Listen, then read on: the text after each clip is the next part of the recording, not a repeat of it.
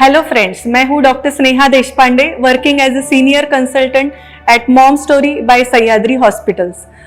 आज के वीडियो में हम डिस्कस करेंगे कि पीसीओडी का डायग्नोसिस कैसे होते हैं। मतलब आप जब आते हो पीसीओडी के लक्षण लेके, जो कि हो सकते हैं पीरियड का इरेगुलरिटी या फ्लो का प्रॉब्लम या मुंह से ज्यादा बढ़ना या वेट गेन हो रहा है या बिकॉज ऑफ बॉडी कॉम्प्लेक्सेस, मतलब because of weight gain, anxiety, depression या फिर प्रेगनेंसी रुकने में दिक्कत, ये सब प्रॉब्लम लेके जब फीमेल आती है तो हम कैसे उसका वर्कअप करते हैं, मतलब उसका डायग्नोसिस कैसे करते हैं। तो उसके लिए कुछ क्राइटेरियाज होते हैं। पहले तो सबसे इम्पॉर्टेंट चीज है आपके सिम्टम्स। उससे ही थोड़ा पता तो लग ही जाता है कि पीसीओडी का प्रॉब्लम है या नहीं है।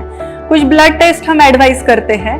यूजुअली पीरियड के दूसरे या तीसरे दिन FSH LH नाम के कुछ हाइपोथैलेमस के हार्मोन्स होते हैं, उसका वैल्यू हम देखते हैं, उसका रेशो हम डिसाइड करते हैं। मतलब FSH LH का ratio normally it should be 3:2 या 3:1, पर अगर वो रिवर्स होता है, मतलब LH नाम का हार्मोन जो कि मेल हार्मोन को स्टिमुलेट करता है, वो अगर बढ़ रहा है तो ये पीसीओडी के वजह से है।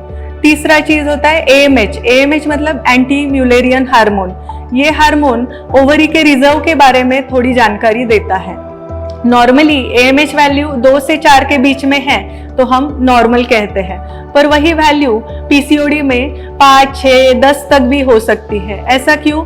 बिकॉज आपके ओवरी में एक तो है पर वो प्रॉपरली यूटिलाइज नहीं हो रहे हैं। नॉर्मली जब आपका रेगुलर साइकिल है तो हर महीने में 10 से 12 एग रिलीज होंगे, उसमें से एक दो एग डोमिनेंट बनेंगे और वो एग रिलीज होके ओव्यूलेशन होके प्रेगनेंसी के लिए ये बॉडी तैयारी करता है। पर पीसीओडी में ये चीज नहीं हो पा रही है, इसीलिए AMH बढ़ा हुआ होता है। तीसरा चीज होता है फास्टिंग इंसुलिन लेवल। अभी पीसीओडी ये प्री डायबिटिक कंडीशन आप बोल सकते हो, मतलब इसमें इंसुलिन नाम का एक हार्मोन है, वो तो बॉडी में है पर वो यूटिलाइज अच्छे से नहीं हो रहा है, इसीलिए फास्टिंग इंसुलिन लेवल बढ़ता है।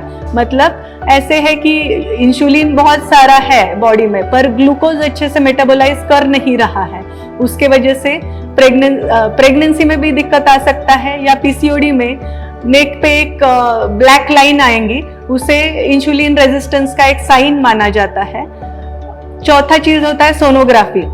तो सोनोग्राफी में नॉर्मली वॉल्यूम ओवरी का हम एक्सपेक्ट करते हैं 8 to 10 cc। वॉल्यूम मतलब उसका साइज, अगर उसका साइज इससे ज्यादा है, उसमें बहुत सारे एग दिख रहे हैं मतलब eggs are not getting released and वो वहीं पे जम जाते हैं, तो उसे सिस्ट या पानी का फोड़ा जैसा अपीयरेंस आता है, पर्ल निकले जैसा appearance we can see on the sonography in PCOD patients. तो ये सब साइंस हैं जो हमें जानकारी देते हैं कि पीसीओडी है या नहीं है। उसमें से अगर क्लिनिकल कुछ फीचर है प्लस ये साइन है तो हम डायग्नोस करते हैं कि फीमेल पीसीओडी से सफ़र कर रही है या नहीं। तो इस वीडियो में इतना ही। इसके बारे में और जानकारी चाहिए तो दिए गए नंबर पे आप कांटेक्ट कर सकते हैं। Thank you.